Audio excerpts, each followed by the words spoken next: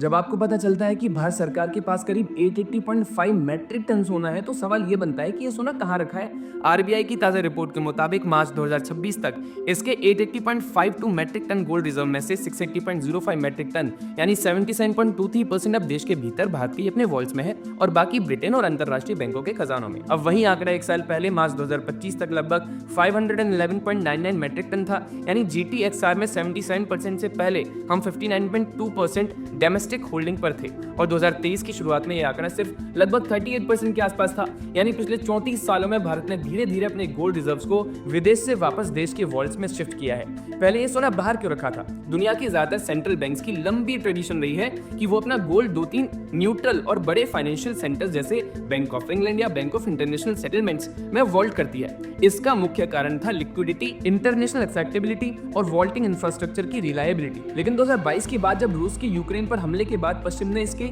USD denominated forex reserves को freeze कर दिया, तब ग्लोबल सेंट्रल बैंक्स की सोच बदलने लगी।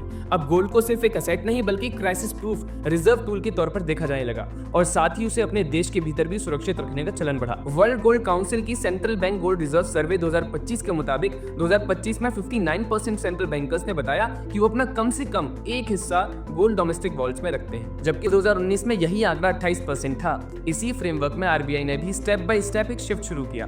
2023-24 में आरबीआई 103.68 मैट्रिक टन गोल्ड विदेश से भारत लेकर के आया। 2024-25 में 160 के लगभग, 2025-26 में 168 के लगभग, यानी लगातार तीसरे वित्त वर्ष में भारत लगातार 100 मैट्रिक टन से ज्यादा सोना घर वापस लेकर के आया। 2025-26 में दूसरे हाफ में 104 के आसपास metric ton gold Bank of England और बीआईएस के वॉल्ट से भारत के आरबीआई वॉल्ट्स में ट्रांसफर किया गया। अब सवाल यह है कि यह शिफ्ट इतना जरूरी क्यों लगा? जवाब 2-3 लेयर्स में है। पहला, जब एक देश का गोल्ड उसके जमीन के भीतर रखा होता है तो किसी एक्सटर्नल सेक्शन या फ्रीज ऑर्डर के दौरान उसे तुरंत खोजने या इस्तेमाल करने में आसानी रहती है। दूसरा, ये देश की मॉनेटरी सोवरेनिटी और पॉलिसी मेकिंग इंडिपेंडेंस को बढ़ाता है। जबकि रिजर्व असेट्स अपने खुद के वॉल्ट्स में हो तो एक्सटर्नल ज्यूरिडिक्शन वाली रेस्ट्रिक्शन का रिस्क काफी कम हो जाता है। तीसरा, जैसे जैसे भू राजनीतिक तनाव बढ़े, सेंट्रल बैंक्स ने अपने रिजर्व्स को ज्यादा डाइवर्सिफाई करने की रणनीति अपनाई और उसमें गोल्ड और डोमेस्टिक वॉल्टिंग की भी भूमिका बढ़ी। तो अब इन सारे फैक्टर्स को जोड़ते हैं तो आरबीआई का ये शिफ्ट ज्यादा गोल्ड को देश के भीतर लाना, फॉरेन करेंसी एसेट्स को डाइवर्सिफाई करके डिप्लॉय रखना और गोल्ड के शेयर को बढ़ाना